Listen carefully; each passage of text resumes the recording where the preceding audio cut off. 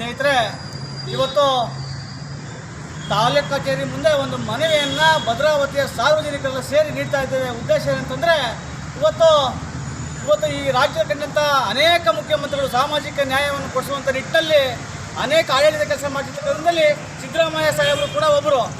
ನಾನು ಕಾಂಗ್ರೆಸ್ ಕಾರ್ಯಕರ್ತ ಅಲ್ಲ, ನಾವು ಈ ನಾಡಿನ ಒಳಿತು ಮಾಡ್ತಿರ್ತಕ್ಕಂಥವ್ರ ಬಗ್ಗೆ ನಮ್ಮ ಹೋರಾಟ ಅಷ್ಟೇ. ಏನಂತಂದರೆ, ಯಾವುದೇ ಭ್ರಷ್ಟಾಚಾರದಲ್ಲಿ ನೇರವಾಗಿ ಭಾಗಿಯಾಗಿದ್ದಲೇ ಇದ್ದರೂ ಕೂಡ ಅವ್ರ ಮೇಲೆ ಪ್ರಾಸಿಕ್ಯೂಷನ್ಗೆ ಗೌರವಾನ್ವಿತ ರಾಜ್ಯಪಾಲರು ಅನುಮತಿ ನೀಡುವುದನ್ನು ಈ ದೇಶದ, ಈ ನಾಡಿನ ಪ್ರಬುದ್ಧರು, ಬುದ್ಧಿಜೀವಿಗಳು, ಪ್ರಜ್ಞಾವಂತ ನಾಗರಿಕರು ಇವತ್ತು ಪ್ರಶ್ನೆ ಮಾಡಿರ್ತಕ್ಕಂಥದ್ದು. ಯಾಕಂತಂದರೆ, ಮಾನ್ಯ ಗೌರವಾನ್ವಿತ ರಾಜ್ಯಪಾಲರು ಯಾವುದೋ ಒಂದು ಪಕ್ಷದ ಪರವಾಗಿ ಕೆಲಸ ಮಾಡ್ತಾರೆ ಅಂತ ಹೇಳಿ ರಾಜ್ಯಾದ್ಯಂತ ಚರ್ಚೆ ಆಗ್ತಿರ್ತಕ್ಕಂಥ ಸಾರ್ವಜನಿಕ ವಲಯದಲ್ಲಿ. ಅದರಿಂದ ನಾನು ಮಾನ್ಯ ಗೌರವಾನ್ವಿತ ರಾಷ್ಟ್ರಪತಿಗಳಿಗೆ ನಮ್ಮ ಊರಿನ ಪರವಾಗಿ, ನಮ್ಮ ನಾಡಿನ ಪರವಾಗಿ ಒಂದು ಮನವಿಯನ್ನು ನೀಡ್ತದೆ ಅಂತಂದರೆ, ಗೌರವಾನ್ವಿತ ರಾಜ್ಯಪಾಲರನ್ನ ಮತ್ತೆ ವಾಪಸ್ಸು ದೆಹಲಿಗೆ ಕರೆಸ್ಕೊಳ್ಳಿ.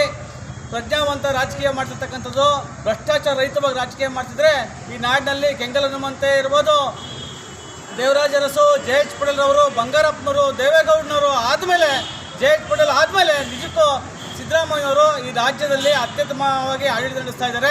ಅವರ ಆಡಳಿತದಲ್ಲಿ ಸಣ್ಣ ಸಮುದಾಯದ ಇರ್ಬೋದು, ಅಲ್ಪಸಂಖ್ಯಾತ, ಹಿಂದುಳಿದ, ದಲಿತ ಸಣ್ಣ ಸಮುದಾಯಗಳು ಕೂಡ ನ್ಯಾಯ ಕೊಡಿಸುವಂಥ ಕೆಲಸ ಮಾಡಿದ್ದಾರೆ.